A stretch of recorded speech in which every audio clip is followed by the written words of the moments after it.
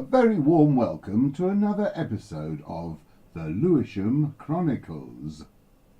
Lewisham, 1988. Carlos Santana took a break from music during this year and relocated to Lewisham. He was often seen in local bars and discos masquerading as superhero Margarita Man. To fit in during the day, he took part-time employment in the launderette. During an interview at a stadium gig a year later, he said, "A change is as good as a rest. Oye combo va indeed."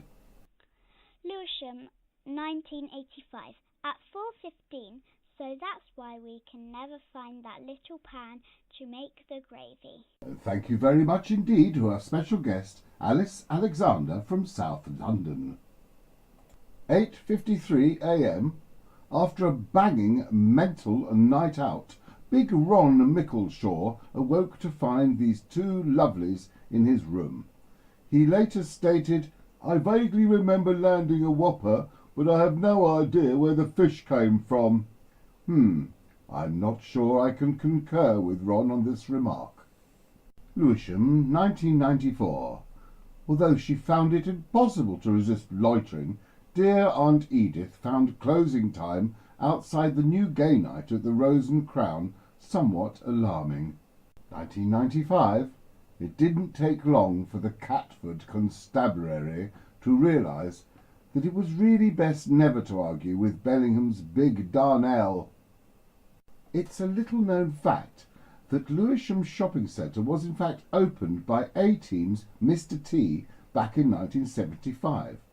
He promised to return to cut the ribbon for Asda's opening, but failed to appear due to an overrun of the filming schedule of Rocky III.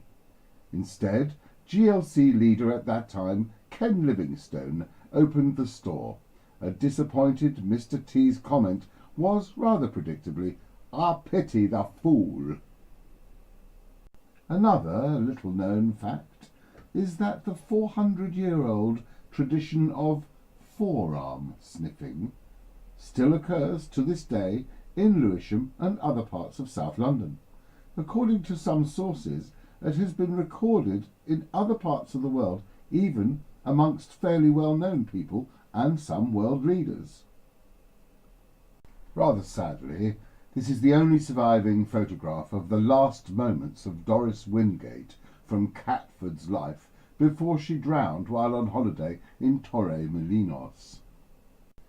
Most of us are now quite aware that the fair in Beckenham Park has seen better days. Something needs to be done. And finally, I know it may be a cliché, but only in Lewisham. Which brings us to a timely end to another most enjoyable episode of the Lewisham Chronicles. Goodbye.